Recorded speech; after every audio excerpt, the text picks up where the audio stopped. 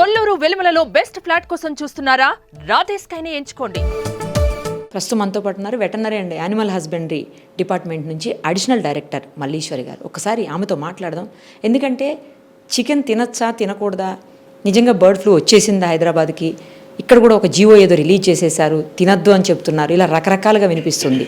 దాని గురించి మేడంతో మాట్లాడి అన్ని డౌట్స్ని క్లారిఫై చేసుకుందాం. మ్యామ్ చెప్పండి, నిజంగా ఈ బర్డ్ ఫ్లూ అనేది మనం ఎప్పటి నుంచో వింటున్నాము, బట్ ఎందుకో ఒక్కొక్కసారి సీజనల్గా బర్డ్ ఫ్లూ అని చెప్పేసి అంటూ ఉంటారు. ఆ వచ్చినప్పుడు చికెన్ తినద్దని చెప్తారు. తర్వాత మన అంటే ఆంధ్ర తెలంగాణ బోర్డర్లో కూడా చాలా చెక్ పోస్టులు పెట్టి మరి అక్కడి నుంచి కోళ్ళు ఇక్కడికి రాకుండా ఆపేస్తున్నారు అని కూడా వింటున్నాము, చూస్తున్నాము. ఇది అసలు రియలా అండి, లేకపోతే నిజంగానే ఇప్పుడు చికెన్ తినకూడదా, తింటే ఏమన్నా మనకు కూడా బర్డ్ ఫ్లూ వచ్చేసరి, లేకపోతే ఏమన్నా అయిపోతుందా? అంటే మేడం, రీసెంట్గా మన రాజస్థాను, అలాగే ఛత్తీస్గఢ్, మహారాష్ట్ర వీటన్నిటి దగ్గర ఏంటంటే బర్డ్ ఫ్లూ రావటం జరిగింది. అలాగే రీసెంట్గా ఆంధ్రప్రదేశ్లో కూడా బర్డ్ ఫ్లూని చూసాము, విన్నాము. దాని ప్రకారం ఏంటంటే ఇదేంటంటే దీంట్లో 2 రకాలుగా ఉంటాయండి. ఒకటి హైలీ ప్యాథోజెనిక్ ఉంటుంది, ఒకటి లో ప్యాథోజెనిక్ ఏవియన్ ఇన్ఫ్లుయెంజా ఉంటుంది. ఈ లో ప్యాథోజెనిక్ అంటే అంతగా సిమ్టమ్స్ కొంచెం కనిపించవు. ఈ హై అంటే దీంట్లో ఏంటంటే దీంట్లో హై ప్యాథోజెనిక్ ఏవియన్ ఇన్ఫ్లుయెంజాలో ఈ కోల్డ్ ఏంటంటే సడన్గా 2 to 14 ఇంక్యుబేషన్ పీరియడ్ ఉంటుంది. దాంట్లో ఏంటంటే ఈ మధ్య పీరియడ్లో ఇన్ఫెక్షన్ అనేది ఉంటుంది. ఉన్నప్పటికీ ఏంటంటే అవి సిమ్టమ్స్ కనిపిస్తాయి కానీ చనిపోవు. ఈ 2 to 14 డేస్లో అది వచ్చిన తర్వాత సడన్గా మోర్టాలిటీ 100% జరిగిపోతుంది అనమాట. సో అది ఆ జిల్లాలో వచ్చిన ఆ స్టేట్లో వచ్చిన కారణాన మన గవర్నమెంట్ ఆఫ్ ఇండియా వాళ్ళు ఏంటంటే ఒక ఇన్స్ట్రక్షన్స్ ఇచ్చారు ఆల్ స్టేట్స్కి. మీరు హై బయోసెక్యూరిటీ మెజర్స్ ఫాలో అవ్వండి to control the disease and so దాని ప్రకారం మీరేంటంటే అన్ని ఫామ్స్లో విజిట్ చేసి వాటన్నిటిని చెక్ చేసి whether it is really it's infection is there or not. సో దాని ప్రకారం ఏంటంటే మనకి రీసెంట్గా ఖమ్మం దగ్గర పెనుబల్లి ఉంది. ఆ పెనుబల్లిలో ఏంటంటే రైతులు ఇలా బర్డ్స్ చనిపోతున్నాయి అని చెప్పినప్పుడు మా వాళ్ళు హుటాహుటిని ఏం చేశారంటే వెటనరీ బయలాజికల్ రీసెర్చ్ ఇన్స్టిట్యూట్ ఉంది మాకు, దాంట్లో టీం అంతా కలిసి వెళ్ళారు. వెళ్ళిన తర్వాత అక్కడ అసలు రియల్గా ఉందా లేదా అనేది తెలుసుకోవడానికి వెళ్ళి బర్డ్స్ కలెక్ట్ చేసుకొని వచ్చారు.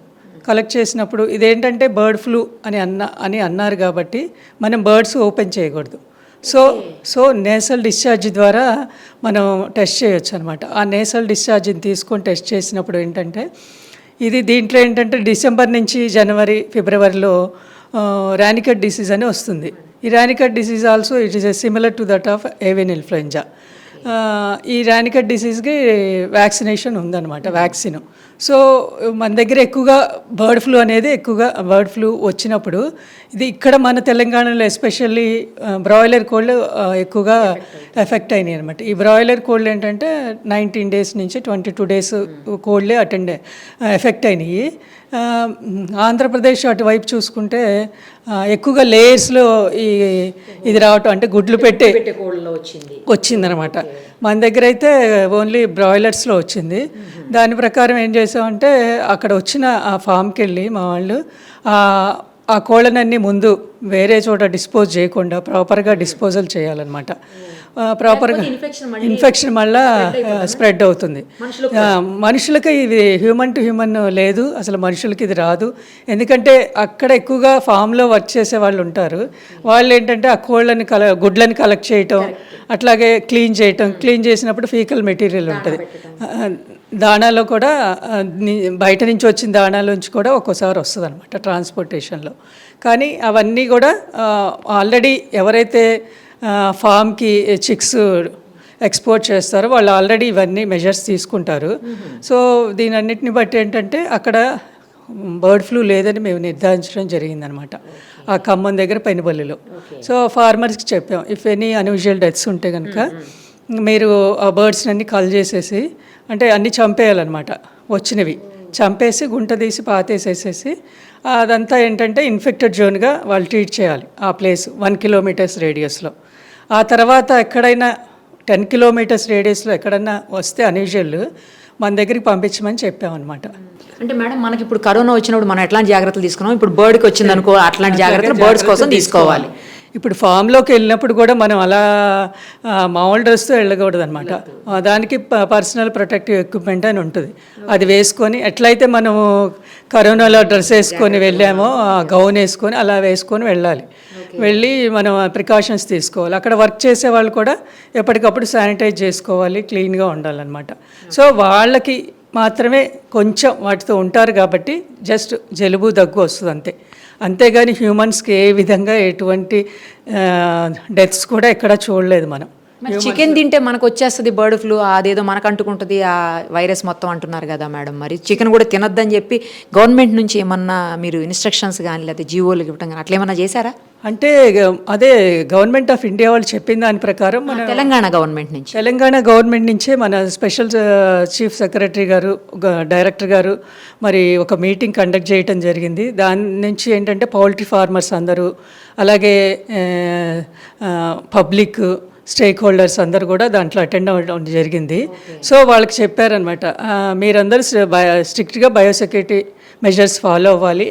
And for the control and containment measures కోసము అన్ని చోట్ల చెక్ పోస్టులు పెట్టి ఏంటంటే ఆ చెక్ పోస్ట్ ద్వారా ఏంటంటే ఇప్పుడు మహారాష్ట్ర కూడా అడ్జసెంట్ టు ద మన నిజామాబాద్ దగ్గర ఉంది కాబట్టి అక్కడి నుంచి కూడా ఏ బర్డ్స్ రాకుండా మన తెలంగాణలోకి, అలాగే తెలంగాణలోంచి బయటకు వెళ్లకుండా కూడా ప్రతి చెక్ పోస్ట్ని దగ్గర ఒక డాక్టరు ఒక పారాస్టాఫ్ని కూడా పెట్టడం జరిగింది. వీళ్ళందరూ 24/7 దే విల్ బి అవైలబుల్ అనమాట. చికెన్ తినొద్దు అని ఏమన్నా జీవో ఇచ్చారా, వాటికి దూరంగా ఉండండి అని ఏమన్నా? అది మేము ఏంటంటే కలెక్టర్లకు ఇచ్చిన ఇష్యూ, దాన్ని మీరు ఇలా సర్క్యులేట్ చేస్తూ మీరు ఉంటారు కాబట్టి డిస్ట్రిక్ట్లో you have to take the responsibility and you have to conduct the awareness programs to the ఫార్మర్స్కి. అవేర్నెస్ ప్రోగ్రామ్స్ కండక్ట్ చేయండి, పౌల్ట్రీ ఫార్మర్స్ అందరూ భయపడొద్దు అని చెప్పడం కోసం, అదే పబ్లిక్ కూడా అవేర్నెస్ ఇవ్వటం కోసం లెటర్ ఇవ్వటం జరిగింది. దాన్ని ఏంటంటే వీళ్ళందరూ ఒక తెలుగులో కన్వర్ట్ చేసేసుకొని ఇక తినకూడదు, తెలంగాణలో తింటే అది చనిపోతారు, బర్డ్ ఫ్లూ వచ్చేస్తుంది, అసలు మెయిన్గా చనిపోతారేమో అనుకుంటున్నారు. అసలు చనిపోవటం అనేది హ్యూమన్ ట్రాన్స్ఫర్ లేదు, ట్రాన్స్మిషన్ లేదు, అసలు అది లేదు. అందులో ఎక్కడా కూడా చనిపోయిన దాఖలాలు కూడా లేవన్నమాట. సో వీళ్ళందరూ అంతగా ఫేర్ అవుతున్నారు. ఇంకోటి ఏంటంటే కొంతమంది చెప్పింది, నాకు తెలిసిన వెటర్నరీ డాక్టర్స్తో మాట్లాడినప్పుడు, మనం చికెన్ని 70 to 80 degrees సెల్సియస్లో మనం బాయిల్ చేస్తాం కాబట్టి ఇన్ కేసు ఉన్నా కూడా, ఒకవేళ వైరస్ ఉన్నా కూడా అది చనిపోతుంది, సో తిన్నా కూడా ఏం ప్రాబ్లం లేదు, చికెన్ తినచ్చు అని చెప్పారు. నిజమేనా మ్యామ్ అది? అది నిజమే అండి. ఎందుకంటే మన ఇండియన్ కండిషన్స్లో మనం అన్ని బాగా ఉడికిస్తాము. ఉడికించడం వల్ల దాంట్లో ఆల్రెడీ చచ్చిపోద్ది. దాంట్లో మనం అన్నీ కొంచెం మసాలాలన్నీ యాడ్ చేస్తాం, కానీ ఆ కారం వాటన్నిటికి కూడా ఆ టెంపరేచర్కి వైరస్ చనిపోతుంది. కాబట్టి కోడిగుడ్లు కానీ కోడి మాంసం కానీ నిరభ్యంతరంగా తినొచ్చు, ఏమీ ప్రాబ్లం లేదు. ఎవరి హెల్త్కి ఏమీ రాదు. జస్ట్ వేరే ఫామ్లో పనిచేసే వాళ్ళకి జస్ట్ ఒక జలుబు దగ్గు తప్ప ఎవరికి ఎలాంటి జ్వరం కానీ మరి తలనొప్పి కానీ ఇలాంటివన్నీ ఏమీ రావు. కాబట్టి అందరూ మరి తెలంగాణ అందరికీ చెప్పేది ఏంటంటే, మీరు ప్యానిక్ అవ్వద్దు. ప్యానిక్ అవ్వకుండా మీరు గవర్నమెంట్ ఏమిచ్చింది దాన్ని మీరు క్లియర్గా చదవండి, అంతే. వాస్తవాలు మీకు తెలుసుకోవాలి, అంతేగాని ఎవరో ఏదో చెప్పారని మరి దాన్ని మీరు ప్రొజెక్ట్ చేసుకొని అనవసరంగా అది ఏదంటే మనకి ప్రోటీన్ ఇచ్చేది, ఆ ప్రోటీన్ కంటెంట్ ఎక్కువగా ఉన్నవి. ఇప్పుడు మనం కరోనాలో ప్రోటీన్ తినాలి, బాగా ప్రోటీన్ తినాలని ఎట్లా తిన్నారో మీరు కూడా తినండి, ఏమీ అవ్వదు, నిరభ్యంతరంగా తినొచ్చు. రైట్ మ్యామ్, భరోసా ఇచ్చారు. ఈ లాస్ట్ వీక్ చికెన్ తినలేదు మేడం, భయానికి. మేము కూడా తినొచ్చు అండి, నిరభ్యంతరంగా తినొచ్చు. నేను కూడా తిన్నాను, ఎగ్స్ కూడా డైలీ తింటున్నాను. Thank you ma'am, thank you so much. Suman టీవీలో మీ పర్సనల్ అండ్ బిజినెస్ ప్రమోషన్స్ కోసం కింది నెంబర్కి కాంటాక్ట్ చేయండి.